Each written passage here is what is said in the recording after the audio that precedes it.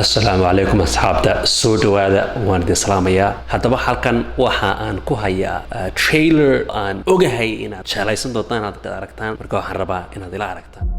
Ernest Hemingway once wrote, "The world is a fine place and worth fighting for." I agree with the second part.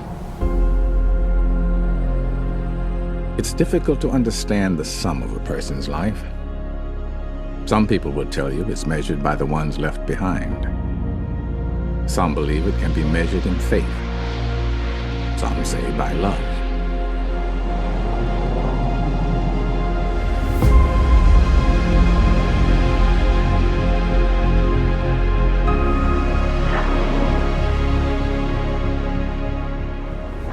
Other folks say life has no meaning at all. Me, I believe that you measure yourself by the people who measured themselves by you.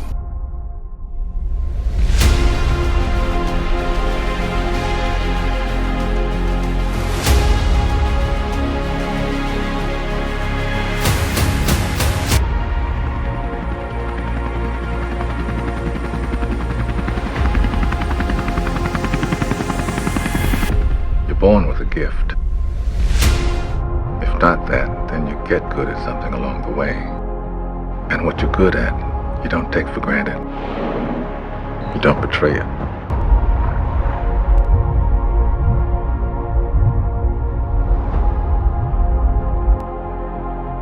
kadib waxa aan jeclay maanta inaan la yara share garayo saddex shay oo note bartayga telefoonka note-kan qorayga saddex shay oo muhiim ah oo aan ka faa'iiday YouTube-ka muddadii koobneed ee aan ku guda jiray saddexdaas shay wax weeye public speaking-ka ama sa looga hadlo kamarada horteeda oo aan looga warwarin dadka ku taawanaya maxaa yeelay adduunyada waxa la hadlaysaa kamarad qofka ku taawanaya argimisid sidoo dareemayo iyo wuxuu leeyahay midna dareemaysa marka waa inaad just be yourself. It's one of the main things I learned. So now I don't care. I'm just, talking.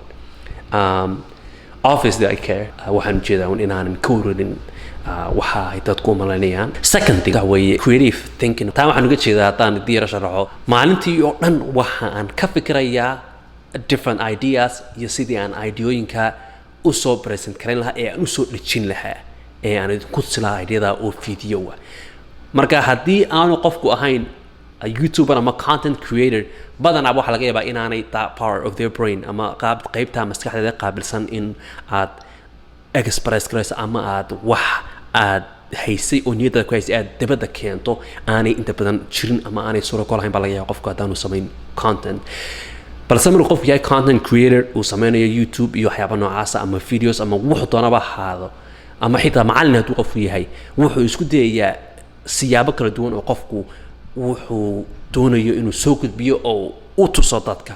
Third thing I would say is waxa weeye editing ama shayga saddexaad in ka faa'iido waxa weeye editing iyo soo loo edit karayo ama hayla markan biloobay waxaan xasuustaa YouTube-ka editing-kaygu wuxuu ahaa basically shit aad buu u teedu hooseysay adigu waxa aan muddadii aan ku jiray isku dayay inaan barto sida loo edit karayo different softwareska waxyaabaha meelaha laga keeno color grading-ka sida loo color gradeyo sida audio kala duwan loo isticmaalo sida loo helo soundtrack iyo sound sax ah oo fit garayn karta siinkaaga ama ku habboon waxa aad shoot garaynayso marka saddexdaas shay ayaan rabay inaan la yara wadaago intaa kasoo gooniyo ku yaa channel-ka subscribe garaya. I hope you guys enjoyed this video. Thank you.